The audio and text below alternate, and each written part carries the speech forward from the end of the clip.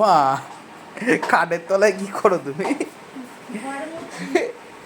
বলছি দেখো মা খাটের তলায় কি করে, খাটের তলায় ঘর মুছে বলে।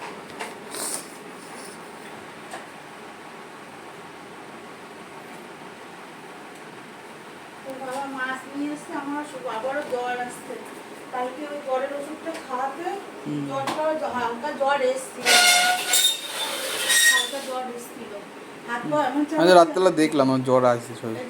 এইটা আবার এখন খাওয়াবো। তা খেয়ে নাও। চা খেয়েছি। তো সকালে খালি পেট কেন, কিছু খাইতে পারতা? চা বিস্কুট দিয়ে মুড়ি দিয়ে খেয়েছি। আর যা ইলিশ মাছটা বাবা নিয়ে এসে দেখা, গিয়ে দেখা আমি ঘরটা মুছে নিই।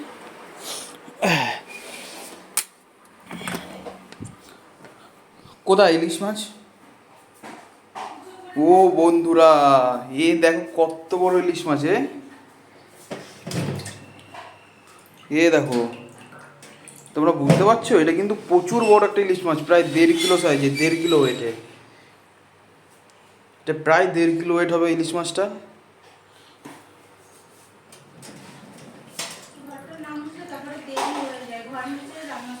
এ দেখো, আমার বিয়েতে আসছে না এত বড় ইলিশ মাছ, প্রায় 1.5 কিলো ওয়েট। দেখেছো কত চওড়া ইলিশ মাছটা? খেতে খুব মজার হবে, খুব মজা।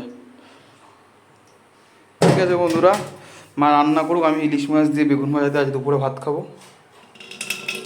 হাতটা ইলিশ মাছের গন্ধ বন্ধ হয়ে গেল। ঠিক আছে বন্ধুরা, দুপুরে আজকে এইটুকুর মতন দেখা দিলাম।